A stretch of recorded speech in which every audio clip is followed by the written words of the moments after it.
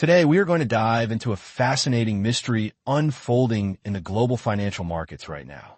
If you've been paying attention to the news, checking the stock market, or even just looking at the cost of raw materials, you have probably noticed a massive, undeniable trend. The price of copper is skyrocketing. We are seeing multi-month, and in some cases, record-breaking highs. But why should you, as an everyday investor, student, or consumer, care about a giant pile of reddish-brown metal? In the financial world, this metal is affectionately known as Dr. Copper. It is said that copper is the only metal with a PhD in economics, because it is used in absolutely everything, from the wiring in your walls to the microchips in your phone. Its price has historically been the ultimate lie detector for the global economy. When copper prices rise, it usually means factories are humming, houses are being built, and the economy is healing. When it crashes, a recession is usually right around the corner. But right now, the global economy is giving us mixed signals. We have high interest rates, nervous consumers, and uneven global growth. Yet, copper is surging. This brings us to the ultimate question of our lecture today.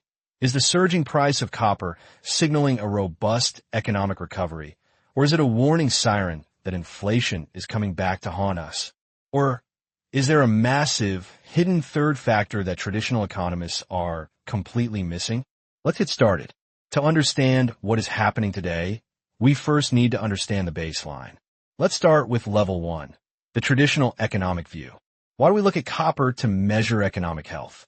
Think about the life cycle of a single modern home. Before a family can even move in, developers need to lay down copper pipes for the plumbing. They need thousands of feet of copper wire to connect the electrical outlets, the lighting, and the heating systems. Then, the family buys appliances, refrigerators, washing machines, air conditioners, all of which rely on heavy copper motors to function. Finally, there's the car sitting in the driveway, which uses dozens of pounds of copper in its electronics and battery systems. Multiply that single house by millions. Multiply it by massive skyscrapers, new factory floors, and expanding cities. In a traditional economic cycle, when governments lower interest rates, it becomes cheaper to borrow money. Businesses take out loans to build factories, and families take out mortgages to build homes. This creates a massive, sudden demand for raw materials. Because copper is the most vital conductive metal on Earth, orders for it shoot through the roof. Let me give you a historical example. Following the 2008 global financial crisis, the world economy was on its knees. But by 2009 and 2010, copper prices began a meteoric rise. Why? Because countries, especially China, unleashed massive infrastructure stimulus packages. They built entire cities, high-speed rail networks, and mega airports. Dr. Copper accurately diagnosed that a global manufacturing and construction recovery was underway.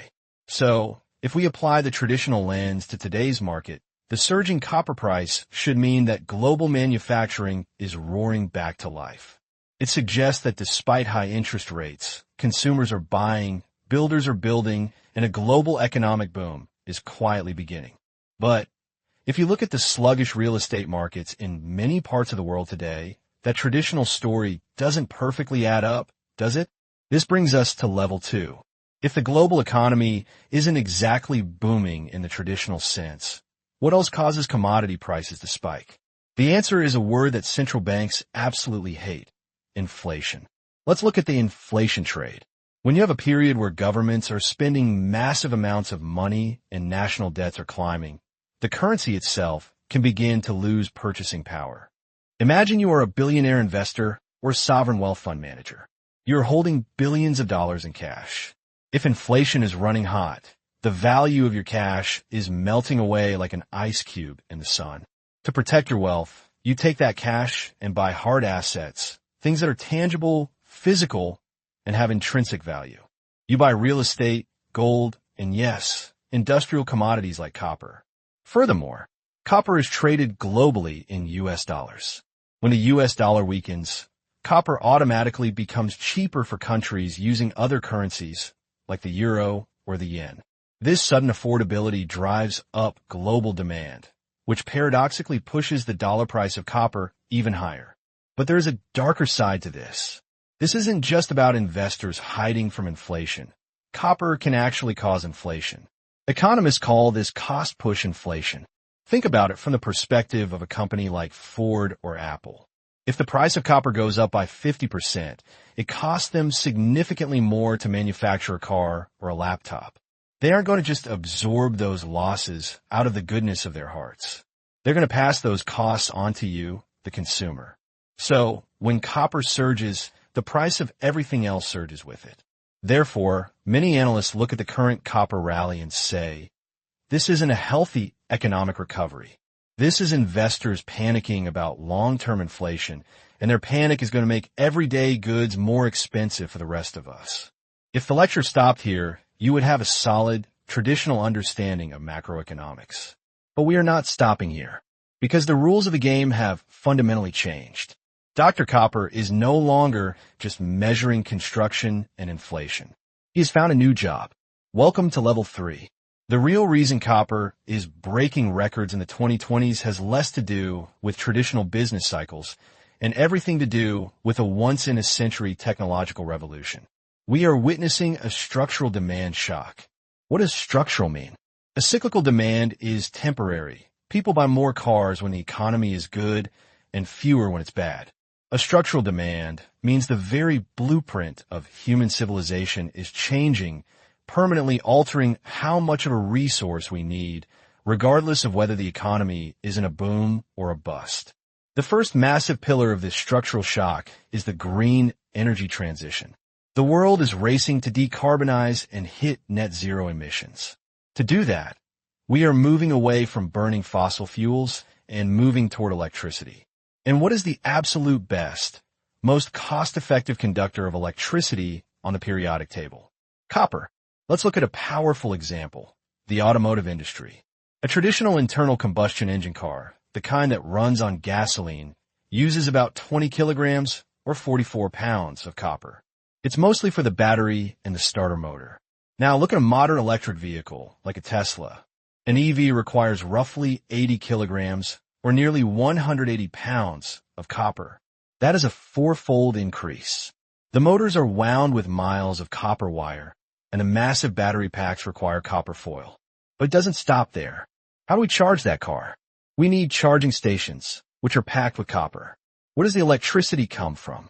If it comes from an offshore wind farm or a massive solar array, the numbers get truly staggering. Generating a single megawatt of wind or solar power uses anywhere from 3 to 6 times more copper than generating a megawatt from a traditional coal or gas plant. We are essentially ripping out the veins and arteries of the old fossil fuel economy and replacing them with a brand new, highly conductive copper nervous system. This isn't a temporary spike in demand. It is a permanent, exponential baseline increase. Now we arrive at level 4. If the green transition lit the fuse on the copper market, artificial intelligence just dropped a stick of dynamite on it. You might be sitting there wondering, what does a piece of software like ChatGPT have to do with physical mining? The answer is the physical infrastructure of the internet, data centers. Before the AI boom, traditional data centers already used a lot of electricity. But training large language models requires an unbelievable amount of computational power. We're talking about vast warehouses filled with tens of thousands of advanced GPU chips running simultaneously. These hyperscale AI data centers generate so much heat and require so much electricity that their architecture has to be fundamentally redesigned. A traditional server rack might need 10 to 15 kilowatts of power. An AI server rack demands exponentially more. To safely manage, transmit, and ground this immense electrical load, these facilities require staggering volumes of heavy-duty copper wiring. Furthermore, because these AI chips run so hot, traditional air cooling no longer works. They require advanced liquid cooling systems, which rely heavily on intricate copper piping due to its thermal conductivity.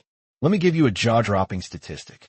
A single new hyperscale AI facility can require up to 50,000 metric tons of copper just to build. Major financial institutions like JP Morgan now project that by the year 2026, copper demand from data centers alone could approach 500,000 metric tons annually.